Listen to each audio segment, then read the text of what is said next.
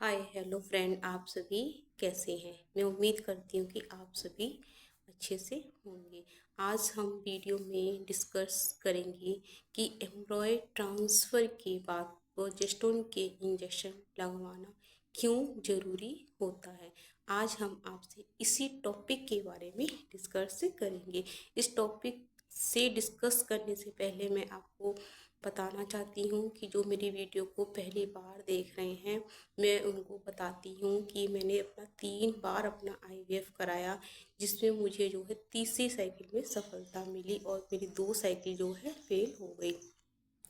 जितना भी एक्सपीरियंस मुझे आईवीएफ के दौरान मिला, वह एक्सपीरियंस में मैं जो हूँ आपको वीडियो के माध्यम से पहुँचाती हूँ, ताकि यह एक्सपीरियंस आपके कुछ काम आ सके।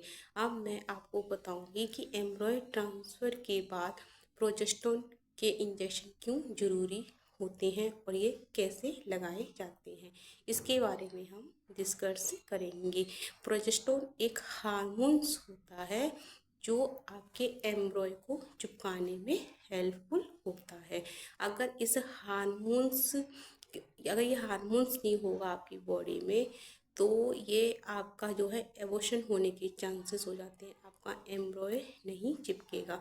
इसलिए आपका इम्प्लांटेशन अच्छी तरीके हो जाए, आपका एम्ब्रॉय अच्छी तरीके से जो आपके बच्चेदानी में चिपक जाए और गर्भ ठहर जाए, इसके लिए प्रोजेस्टेरोन इंजेक्शन लगाए जाते हैं।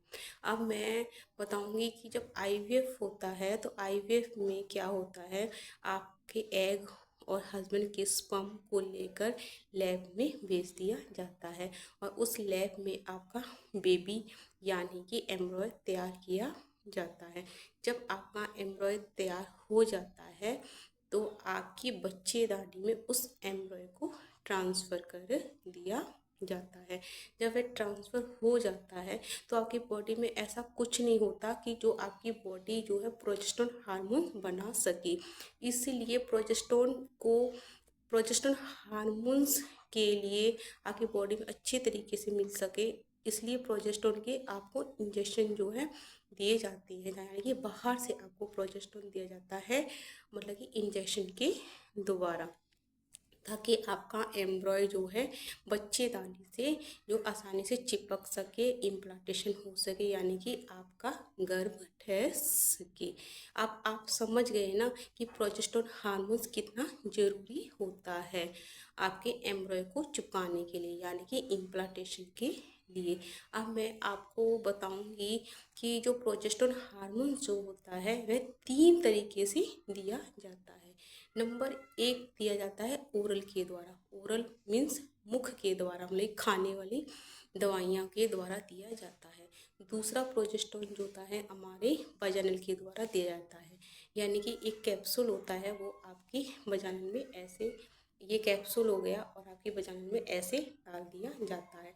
और जेल के रूप में भी होता है, क्योंकि जब मैंने अपना आईवीएफ कराया था तो मेरे को भी प्रोजेस्टेरोन दिया था, इंजेक्शन के रूप में भी दिया था, और जेल के रूप में भी दिया था, कैप्सूल के रूप में भी दिया था, और जेल के रूप में भी दिया जाता है। जेल भी ऐसे ही होता है कैप्सूल की तरह, और इसको बच्चेदानी में ऐसे डाल दिया जाता है। और तीसरे तरीके से हम जो हार्मोन प्रोजेस्टेरोन देते हैं इंजेक्टिबल, मतलब कि इंजेक्शन के द्वारा हम जो है प्रोजेस्टेरोन देते हैं। और जो इंजेक्शन के द्वारा जो होता है, इंजेक्शन 2 तरीके से दिए जाते हैं जिसमें प्रोजेस्टेरोन हार्मोन्स होता है। एक प्रोजेस्टेशन द्वारा और एक है एक्वा द्वारा। और ऑयल वाला, मतलब ऑयल वाला प्रोजेस्टेरोन दिया जाता है जिसमें ऑयल होता है, लेकिन वो दर्द बहुत करता है, गांठें हो जाती हैं आपके, डेली लगता है। लेकिन जो प्रोजेस्टेरोन जो इंजेक्शन में दिया जाता है, अब जो है पानी वाला, जिसे हम एक्वा कहते हैं, इसको लगाने से जो है आपका दर्द नहीं होता, ना ही गांठें बनती है, बड़ी आसानी से ये लगा दिया जाता है। आई होप, मुझे उम्मीद है कि आपने मेरी वीडियो में जाना कि एम्ब्रॉयड ट्रांसफ़र के बाद जो है प्रोजेस्टेरोन का होना कितना ज़रूरी होता है और प्रोजेस्टेरोन हमें जो है कैसे कैसे दिया जाता है। आपके क्वेश्चन जो है, कुछ भी आपके क्वेश्चन हो आपके मन में, आप कमेंट सेक्शन में ज़रूर लिखिए। मैं आपके आंसर देने की शीघ्र कोशिश करूँगी। अब मैं आपसे नेक्स्ट वीडियो में मिलती हूँ।